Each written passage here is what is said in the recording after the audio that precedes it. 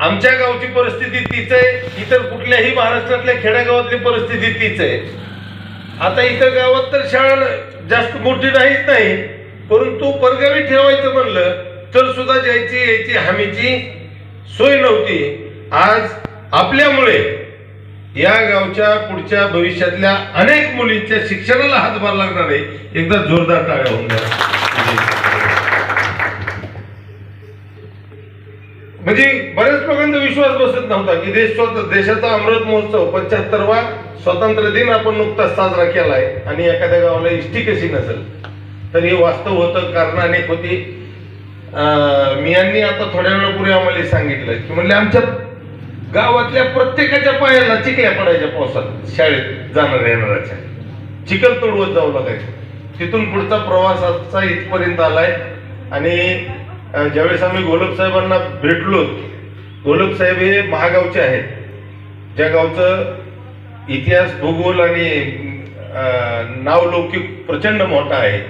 अनेक IAS, IPS, doctors, engineer, छोटंच गाव आहे पण या गावातून अनेक IAS, IPS आहेत. मला वाटतं भाजी भाकरे पहिले IAS कोणते तुमचे उपळायचे. आणि रमेश घोलप साहेब ज्यांचं नाव आपण सर्वांनीच ऐकलं असेल, सरांचेच भाऊकी चुलत भाऊ. तर त्यांना भेटल्यावर आम्ही हेच म्हणलं की साहेब तुमच्या गावचं नावलौकिक आम्ही खूप ऐकून आहोत, खूप कार्यक्षम अधिकारी या गावानं दिलेत, आमचं नशीब चांगले, तुम्ही कळमला आलात, तुमच्याच हाताने इतिहास घडू जाणं आणि तुम्ही तो घडवा. आणि साहेब आपण तो इतिहास घडवलाय.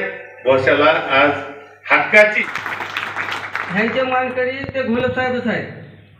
आमचा फक्त पाठपुरावा होता. पाठपुरावा जवळजवळ माझ्या अंदाजाने 40 वर्षापासून एसटीचा पाठपुरावा आहे. 40 वर्ष म्हणजे जोक नाही. आतापर्यंत माझ्या अंदाजाने ह्या गावामध्ये सरपंचाच्या किती टर्न झाले असतील, एकाही सरपंचाने ह्या ठिकाणी त्याचं काम केलेलंच नाही. ह्या गावाला दिशा देण्याचं एक काम केलं आयुब सरपंचांनी, जे रोडची कामं केली, दिवाबत्तीची कामं केली. हा मानकरी आयुबच आहे ह्या ठिकाणी. पण तळमळीनं जे काम केलं एसटी महामंडळाचं, हे सर्वसामान्य कार्यकर्ता आहे, कुठल्या पदावर नाही, काही नाही, काही नाही, कसला अनुभव सध्या नाही. पण त्याला एक लगन म्हणतात, लगन. कुठल्याही कामाची जिद्द आणि चिकाटी आणि धैर्य जो माणूस करतो त्याला यश 100% येतं. या ठिकाणी माझ्यासोबत आमचे मित्र वाहिद पटेल, जिकराईल पटेल यांचा मोलाचा स्नेहाचा वाटा यांचा आहे. प्रत्येक ह्याला त्यांनी वेळोवेळी मला चांगलं सहकार्य केलं. म्हणून आज ह्या गावामध्ये ऐतिहासिक विजय नोंदवला आहे 3 मूर्तींनीच. हे काम आहे 3 मूर्तींनीच केलेले आहे. ते पदावरची माणसं आतापर्यंत येऊन गेली, आमदार आले, खासदार आले, सर्व आले. ह्या ठिकाणी छत्रपती शिवाजी महाराज, शाहू फुले आंबेडकरांना मी वंदन करतो आणि माझे 2 शब्द चालू करतो. आजच्या कार्यक्रमाला तुम्ही आवर्जून मला बोलवलं, मला उपस्थित राहता आलं, एवढा मोठा छान कार्यक्रम तुम्ही आयोजित केला त्याबद्दल मी सर्वप्रथम आभारी आहे. आजच्या कार्यक्रमाचा योगायोग म्हणजे आपले पटेल बंधू तसेच तापकिरे सर आणि आमचे मित्र तुषारभाई वाघमारे यांनी मला गावची परिस्थिती सांगितली. गावच्या परिस्थितीवरनं एकंदरीत अंदाज आलेला होता की आपल्या देशाला 75 वर्षापेक्षा जास्त वर्ष होऊन सुद्धा अशी काही गावं आहेत अजूनही की जिथं दळणवळणाचं प्राथमिक माध्यम म्हणजे एसटी अजूनही त्या गावाला जात नाही. तर एसटी ज्या गावाला जाते त्या गावाचा आर्थिक, सामाजिक आणि शैक्षणिक विकास झपाट्याने प्रामुख्याने होतो. या गावाच्या माध्यमातून ज्या समस्या होत्या किंवा ज्या अडचणी होत्या त्या तुम्ही सर्वांनी एकत्रित येऊन सोडवल्या.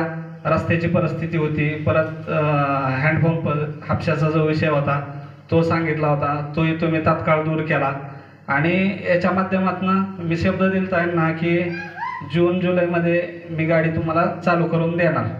आता ह्याच्यात सर्वप्रथम पाठपुरावा तुम्ही केला, गाव एक आहे तुमचं, सर्वांनी एकत्र असंच कायमस्वरूपी राहावं अशी माझी अपेक्षा आहे आणि ते तुम्ही पूर्ण कराल याची खात्री आहे.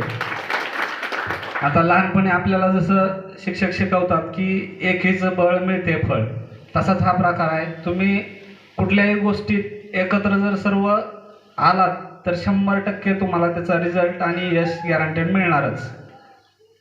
आपल्या सरांचं नाव राहून गेलं, राठोड सर, आणि त्यांचे मनापासून त्यांनी आमचं स्वागत केलं, आमचे विचार मांडून घेतलेत, आमचे विचार ऐकून घेतलेत आणि आमच्या व्यथा त्यांच्या समोर आम्ही मांडल्यात की सर, आमच्या गावासाठी, आमचं गाव इंटरल भागामध्ये आहे आणि आमच्या गावासाठी कुठलीही सोय नाही आणि आमच्या गावातील विद्यार्थी 3 पिढ्यापासून पायी जातात आणि त्यांना बस सेवा नाही आहे, कुठलीच सेवा नाही आहे आणि आम्ही पण त्याच वाटाने चालत गेलो, आमचे विद्यार्थी पण, मुलं पण त्याच वाटाने, आमचे वडील पण त्याच वाटाने चिखलात चालत गेले.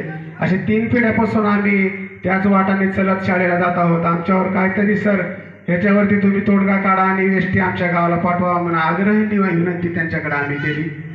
तर त्या टायमाला विनोदाचा विषय असा झाला मित्रांनो की सरांनी आम्हाला सांगितलं की माझ्या पण गावाला एस टी नाही आहे, माझ्या पण गावामध्ये एस टी नाही आहे, माझं पण गाव कधी एस टी पाहिलेलं नाही आहे. आणि त्या ठिकाणी विनोदाचा विषय झाला तरी पण सरांनी आम्हाला समजावून सांगितलं की